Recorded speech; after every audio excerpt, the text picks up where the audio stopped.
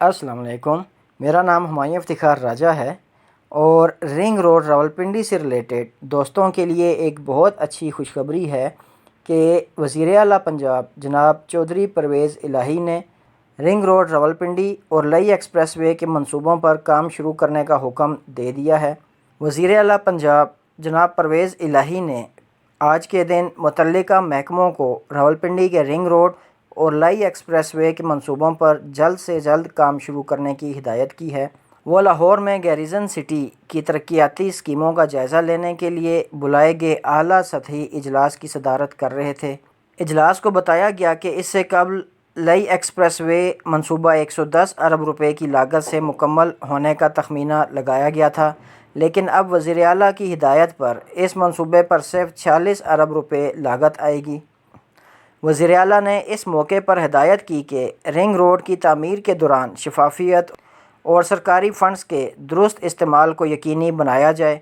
चौधरी परवेज़ इलाही ने हुक्म दिया कि इस बात को भी यकीनी बनाया जाए कि प्रोजेक्ट की जगह के आसपास रहने वालों को किसी किस्म की तकलीफ़ ना हो। उन्होंने मज़ीद कहा कि शहर के लोगों को ट्रैफ़िक के मसाइल से निजात दिलाने के लिए दीगर सड़कों को भी कुशादा किया जाएगा। उन्होंने बताया कि हम लोग उन लोगों के लिए घर बनाने की तजवीज़ पर भी बात करेंगे जो इन मंसूबों पर काम की वजह से बेघर होंगे।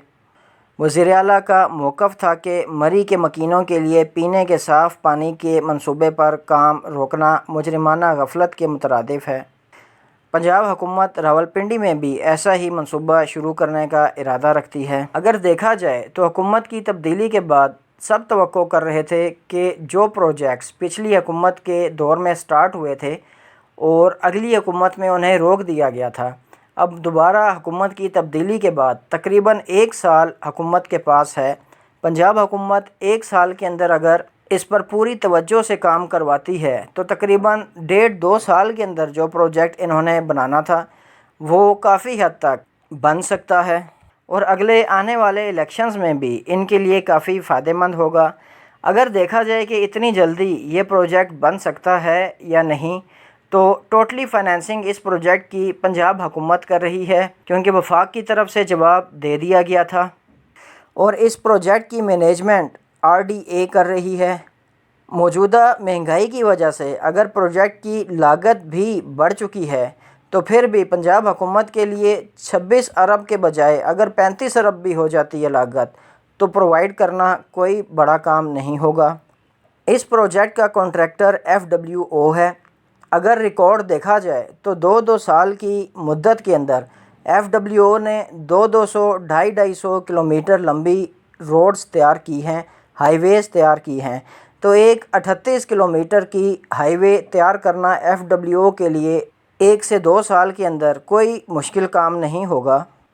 अगर हुकूमत की मुद्दत के हिसाब से देखा जाए तो 1 साल की मुद्दत इस हुकूमत के पास है, लेकिन इसके बाद 3 माह की जो अबूरी हुकूमत आती है वो अरसा भी अगर शामिल कर दिया जाए तो तकरीबन 1.25 साल तक ये प्रोजेक्ट नहीं रुकेगा और इस अरसे के अंदर काफ़ी हद तक काम हो जाएगा। रिजीम चेंज की वजह से 4 महीने इस प्रोजेक्ट में ज़ाया तो हो चुके हैं, लेकिन अगर पंजाब हुकूमत इस प्रोजेक्ट को दोबारा से स्टार्ट कर देती है तो ये न सिर्फ रावलपिंडी के लोगों के लिए बहुत फ़ायदेमंद प्रोजेक्ट होगा, बल्कि इसके साथ साथ रिंग रोड रावलपिंडी के रास्ते पे जितनी भी हाउसिंग सोसाइटीज़ और ज़ाती ज़मीनें हैं उन सब के लिए भी बहुत फ़ायदा होगा और जुड़वां शहरों में ट्रैफिक कंजेस्शन भी काफ़ी हद तक कम हो जाएगी। बहुत सी सोसाइटीज़ जिनके रेट्स डिक्रीज़ हो गए थे क्योंकि टैक्स फैक्टर तो था ही, लेकिन इसके साथ साथ रिंग रोड रावलपिंडी पे काम रुकने की वजह से भी उनके रेट्स डिक्रीज़ हुए थे। उनमें काफ़ी हद तक रिकवरी होने के चांसेस हैं। मसलन DHA phase 3, Bahria town phase 8 extension, रूडन enclave, capital smart city, CBR town phase 2, इन सब के रेट्स जो डिक्रीज़ हुए थे इनके रेट्स में कुछ हद तक रिकवरी होने की उम्मीद है। चलें, आज के लिए इतना ही। मेरी तरफ से सब दोस्तों को बहुत मुबारक हो। मुझे अपनी दुआओं में याद रखिएगा। मेरा चैनल सब्सक्राइब कीजिएगा। बहुत शुक्रिया। अल्लाह हाफ़िज़।